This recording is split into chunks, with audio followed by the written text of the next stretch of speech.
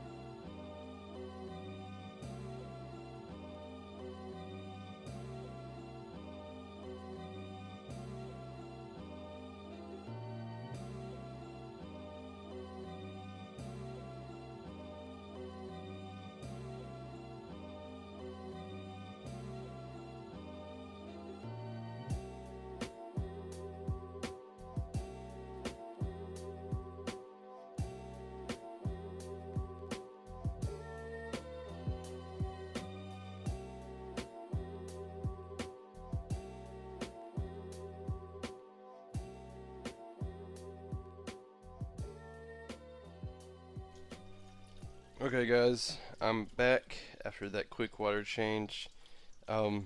Surprisingly my gravel was not that dirty, which is awesome, because that means my little ghost shrimp are doing their job, which makes me feel really good and really smart.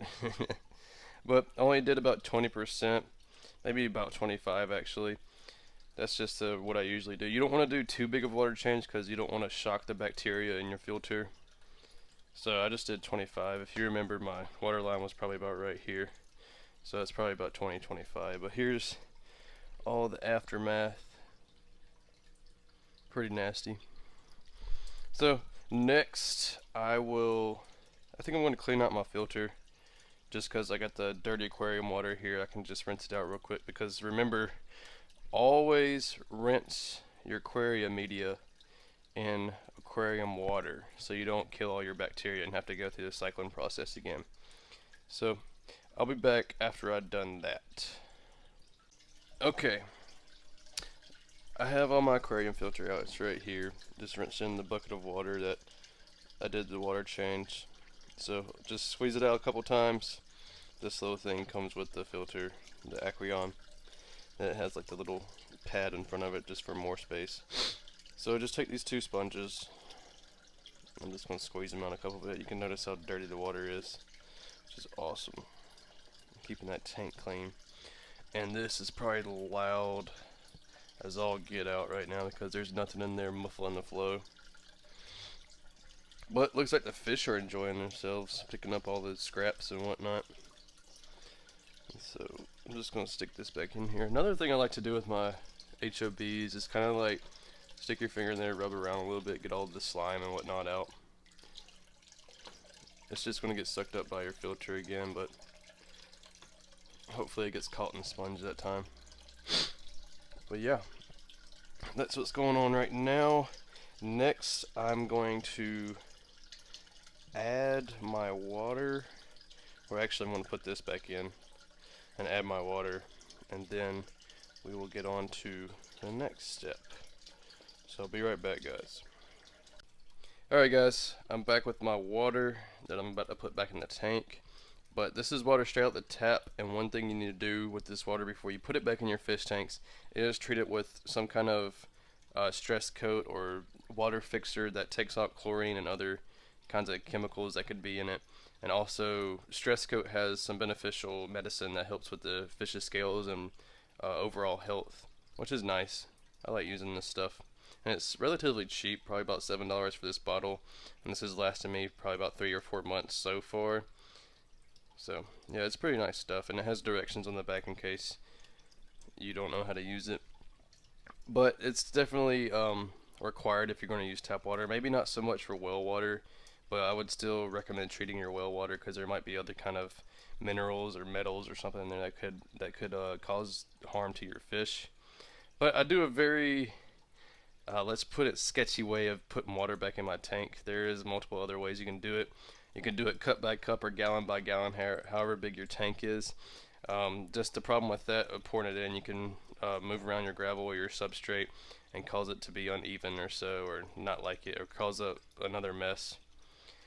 So you could put like a little saucer or a plate or something down here so you can pour the water straight onto it so it doesn't disrupt your gravel, or you can have something on the surface that you can pour into. Just something to break the water stream and even it out across the whole tank so it doesn't hit one spot of the gravel and disperse it.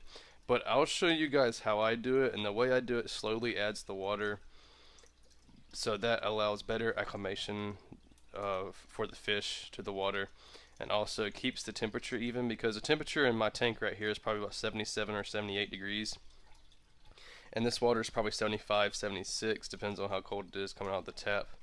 So for this tank it's not such a big deal, but for like my beta tanks I will put a heater in this water just to heat up the water to even temperature so they don't go into shock. So I'll show you how I do this, and you're probably going to think I'm crazy, but it works for me. I wouldn't recommend it. I wouldn't try it at home because it could lead to a big mess, but I'll show you guys. So this is my method.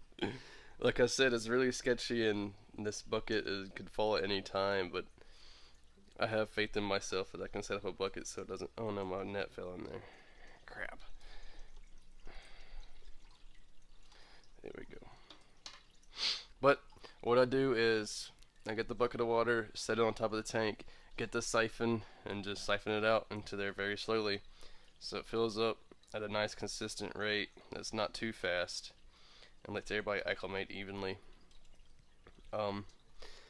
If you're not familiar with how gravity works, you do have to have the water source that you're putting into the tank higher than the tank's water level itself, so you can actually siphon it down, because most siphons are ran off of gravity unless you have some kind of pump.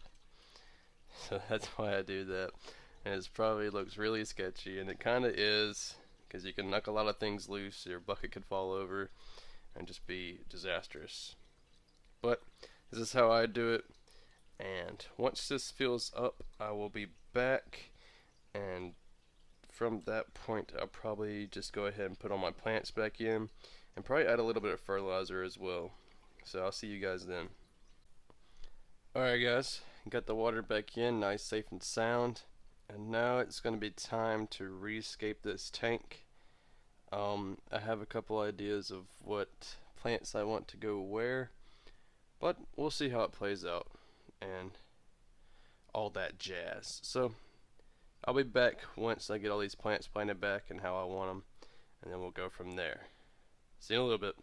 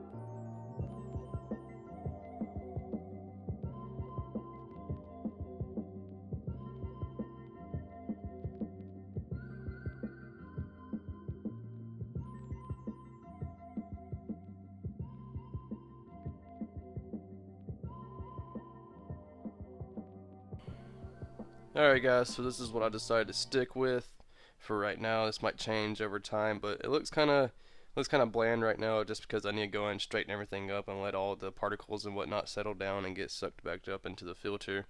But I really wanted this Amazon sword right here as the centerpiece of the tank, just because it's going to be big and bushy. And then I just kind of separate all the plants out into what species they are. I'm probably going to remove the carpeting plants because they're not the goldfish just tear them up on a daily basis, so I don't want to lose that plant. But this is how it's going to go for right now. I got a lot of propagation off of these plants right here. I'll show you real quick. There we go. That's probably about 6 or 7 plants I'm actually holding in my hand. So I'll probably put those down somewhere right here in front of the parent plants. Just kind of fill it out a little bit. But this is what I'm going to stick with right now. I hope you liked this little video. I hope it helped you out with how you do your water changes. And if you have any tips for me, welcome to any kind of, what is that goldfish doing? Okay. Welcome to any kind of, what's the word I'm looking for? Help. That's the word. Welcome to any kind of help you might give, because I know I'm not the most experienced. But as always, guys, hope you have a wonderful day, and I will see you next time. Bye.